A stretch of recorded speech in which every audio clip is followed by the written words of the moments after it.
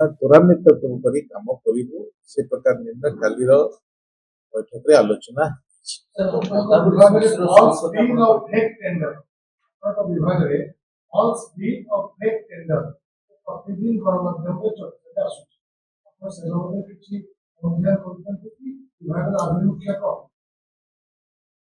ଆଜିକାର ସରକାରରେ କୌଣସି ଫେକ୍ ବିଲ୍ ହେଇପାରିବ ନାହିଁ କି ଫେକ୍ ଟେଣ୍ଡର ହେଇପାରିବ ନାହିଁ।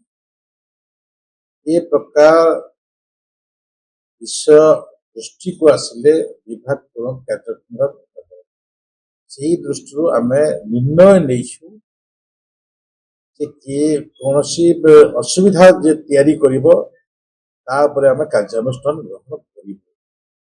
ସେହି ଦୃଷ୍ଟିରୁ ମୁଁ ସେ ବିଶ୍ୱାସ ବି ଦେବା ପାଇଁ ଚାହେଁ। ଆଜିକାର ସରକାର ଲୋକଙ୍କ ସରକାର। ଆଜିକାର ସରକାରଙ୍କର କାମ ଲୋକଙ୍କ ପାଇଁ ଉଦ୍ଦିଷ୍ଟ ଥିବା କାମ ଥିବା ଦୃଷ୍ଟିରୁ ନିଶ୍ଚିତ ଭାବରେ ସେ ବିଶ୍ୱାସ ନେଇ ଆମେ କାମ କରୁ। ଦେଖନ୍ତୁ ଆଜିକାଲି ଟେକ୍ନିକାଲ ସେକ୍ଟରରେ ବହୁତ ଏଜେନ୍ସି କାମ କରୁଛି। ଏ ପ୍ରକାର ଏଜେନ୍ସିର କାମ ଆଜିର ନୁହେଁ। ବିଗତ ଦିନରେ ବି ଏଜେନ୍ସି କାମ କରୁଥିଲେ, ଆଗାମୀ ଦିନରେ ବି ଏଜେନ୍ସି କାମ କରିପାରିବେ। ଆମେ ବିଭିନ୍ନ ସଂସ୍ଥାକୁ ଆମେ ଦଉଛୁ, ଯୋଉଟା ଆପଣଙ୍କର ଖଡଗପୁର, ଏଇଠି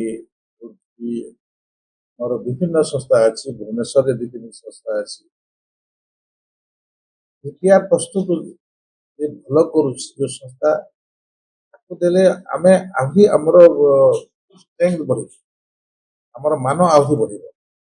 ଯାହା ଦେଖିଛି ଅନ୍ୟ ରାଜ୍ୟ ତୁଳନାରେ ଆମ ରାଜ୍ୟର ଯୋଉ DPR ବି ପ୍ରସ୍ତୁତ ହେଇଛି ସେ DPRରେ ବର୍ତ୍ତମାନ ସୁଦ୍ଧା ସେମିତି କାଁ ଭାଁ ଘଟଣା ଘଟିଛି, କିନ୍ତୁ ସେମିତି ଘଟଣା ଘଟିନାହିଁ।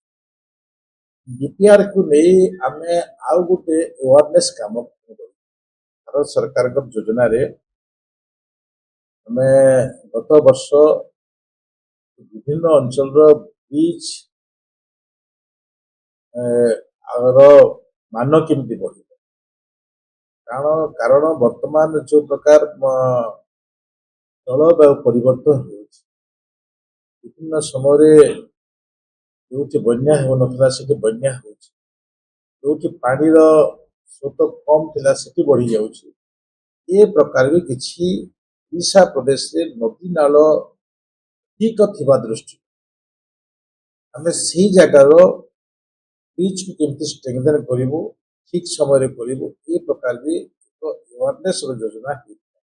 ଆଉ ଏ ଆୱାରନେସ୍ କେବଳ ଓଡ଼ିଶା ପ୍ରଦେଶ ଇଞ୍ଜିନିୟର ମାନଙ୍କ ପାଇଁ ନୁହେଁ, 8ଟି ପ୍ରଦେଶ ଇଞ୍ଜିନିୟର ମାନେ ଉପସ୍ଥିତ ଏବଂ ସେ ପ୍ରକାର ଉପସ୍ଥିତିରେ ବି ଆମ ପିଆ ଇଞ୍ଜିନିୟର ଆଗକୁ ବଢି କାମ କରିବ ଏବଂ କାମ କରୁଛି, ଏ ପ୍ରକାର ବିଶ୍ୱାସ ଆମ ମାନଙ୍କର ଅଛି।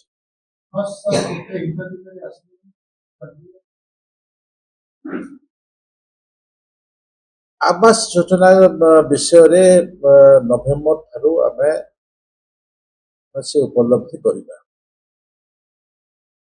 ମୁଁ କେନ୍ଦ୍ର ସରକାରଙ୍କ ସହିତ ଯୋଉ କଥାବାର୍ତ୍ତା ହେଲି, ବିଭାଗର କମିଶନରଙ୍କ ସାଙ୍ଗରେ, ବିଭାଗୀୟ ମନ୍ତ୍ରୀଙ୍କ ସାଙ୍ଗରେ ଯୋଉ କଥାବାର୍ତ୍ତା ହେଇଛି, ଶିବରାଜ ସିଂ ଚୌହାନ ଯଶସ୍ୱୀ ପ୍ରଧାନମନ୍ତ୍ରୀଙ୍କର ଇଏ ହଉଛି ଗୋଟେ ମେଗା ପ୍ରୋଜେକ୍ଟ ଗରିବ କଲ୍ୟାଣ ଯୋଜନାର ଗରିବ ଲୋକମାନଙ୍କୁ ଘର ଦେବା ପାଇଁ ସେ ସଂକଳ୍ପ କରିଛନ୍ତି। ଏବଂ ଏ ପ୍ରକାର ନମୁନା ଆମେ 2014 ମସିହାରୁ ଦେଖି ଆସିଛୁ। ଯେତେବେଳେ ଦାୟିତ୍ୱ ନେଲେ 2016 ମସିହାରେ ଲାଲକିଲ୍ଲାରେ ଯେତେବେଳେ ଭାରତର ଜନସାଧାରଣଙ୍କୁ ଯୋଉ ବାର୍ତ୍ତା ଦେଇଥିଲେ ଯେ ଗରିବର ଛାତଟିଏ ହେବ, ଗରିବ ଘରେ ଛାତଟିଏ ହେବ, ଏ ପ୍ରକାର ଯୋଉ ଯୋଜନା କରିଥିଲେ ସେ ଯୋଜନା ଆଜି ଯୁଗାନ୍ତକାରୀ ଯୋଜନା ହେଇଛି, ତାକୁ ସମସ୍ତେ ଆମେ ସ୍ୱାଗତ କରିଛୁ। ସେଇ ଦୃଷ୍ଟିରୁ ସର୍ଭେ ଯୋଉ ହେଇଥିଲା ସେ ସର୍ଭେ ଆକଳନ ବି ଆମେ ଦେଇଛୁ। ଆଗାମୀ ଦିନରେ ଆମେ ପର୍ଯ୍ୟାୟ ହିସାବରେ ଆମ ଲୋକମାନଙ୍କ ପାଇଁ ଯୋଉ ଆବାସ ଯୋଜନା, ପ୍ରଧାନମନ୍ତ୍ରୀ ଆବାସ ଯୋଜନା ପାଇବୁ, ତାକୁ ଗରିବ ଲୋକମାନଙ୍କର ନାଁ ଯୋଉ ଅଛି, ଯୋଉମାନେ ଭାଗ ହେଇଛନ୍ତି ଯେଉଁମାନେ କର୍ମଣ୍ୟ ଅଛନ୍ତି ସମସ୍ତ ଲୋକଙ୍କୁ ଘର ଦେବାର ଆମେ ବ୍ୟବସ୍ଥା କରିଛୁ। ତ ନଭେମ୍ବର ମାସରୁ ନିଶ୍ଚିତ ଭାବରେ ଆମେ ତ କିଛି ବର୍ତ୍ତମାନ ଅନ୍ତୋଦୟ ଗୃହ ଯୋଜନାରେ ଘର ଦେଉଛୁ, ଭିତରେ ବି ଆମେ କିଛି ଦେବୁ। ଆମେ ପ୍ରଧାନମନ୍ତ୍ରୀଙ୍କର ଜନ୍ମଦିନ ଅବସରରେ ନିର୍ଣ୍ଣୟ କରୁଛୁ କିଛି ଆମେ ଘର ଦେବୁ। ତା ପରବର୍ତ୍ତୀ ମୁହୂର୍ତ୍ତରେ ପର୍ଯ୍ୟାୟକ୍ରମ ଅନୁସାରେ ଲୋକମାନେ ଘର ପାଇବେ, ସମସ୍ତେ କେମିତି ଘର ପାଇବେ ଏ ଆଶା ଆଜିକାର ସରକାର ଲୋକଙ୍କ ପାଖରେ ତାଙ୍କର ପ୍ରସ୍ତାବ ରଖିଛନ୍ତି ଏବଂ ଆଗାମୀ ଦିନରେ କାର୍ଯ୍ୟାନ୍ୱୟନ କରିବେ।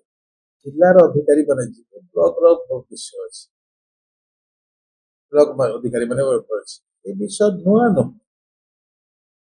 ଏ ବିଷୟ ଆଗରୁ ବି ହେଇଛି। ଡବଲ ଇଞ୍ଜିନ ଏଠି ପୋଲିସର ଗଭର୍ଣ୍ଣମେଣ୍ଟ ବି ହେଇଥିଲା, ଆଗରୁ ବି ଆମେ ଜାଣିଛୁ। ଯୋଉ ଭାବରେ ବି ଲୋକଙ୍କର କାମ ଠିକ ଭାବରେ ହେଇପାରିବ, କାର୍ଯ୍ୟାଳୟ ଠିକ ହେଇପାରିବ, ନିର୍ଦ୍ଧାରିତ ସମୟରେ ହେଇପାରିବ।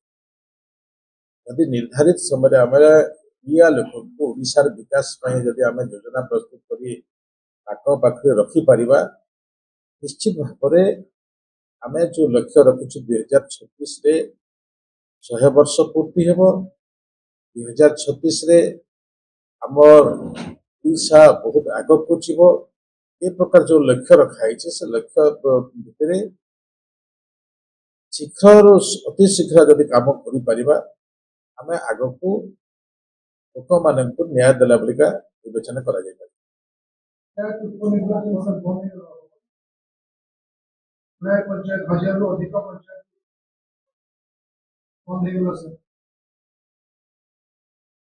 ଏଠି ଦୁଇ ପ୍ରକାର ଦାୟିତ୍ୱ ଅଛି। ଏକ ତ ନିର୍ବାଚନ କମିଶନଙ୍କର ବି ଦାୟିତ୍ୱ ଅଛି, ସରକାରଙ୍କର ବି ଦାୟିତ୍ୱ ଅଛି। ଅନେକ ମୁହୂର୍ତ୍ତ ଅଛି, ବର୍ତ୍ତମାନ ଯୋଉ ପ୍ରକାର ଘଡ଼ିସନ୍ଧି ମୁହୂର୍ତ୍ତ ରହିଛି, ସବୁ ବିଷୟକୁ ନେଇକି ସେ ଚିନ୍ତା କରିବେ କୋଉ ସମୟରେ ହବ, ତାଙ୍କର ପୂର୍ଣ୍ଣ ଅଧିକାର ଅଛି। ଏ ପ୍ରକାର ବ୍ୟବସ୍ଥା ଭିତରେ ଆମେ ସମସ୍ତେ ଅବଗତ ଯେ କେନ୍ଦ୍ର ରାଜ୍ୟ ସମସ୍ତଙ୍କର ସହଯୋଗରେ ଏସବୁ ବ୍ୟବସ୍ଥା ହେଇଥାଏ। ଆଗାମୀ ଦିନରେ ଯୋଜନା ପ୍ରସ୍ତୁତ ହେଉଥିବ, ନିଶ୍ଚିତ ଭାବରେ ସେ ରୂପାୟନ ଆମେ ଦେଖିବା ପାଇପାରିବା।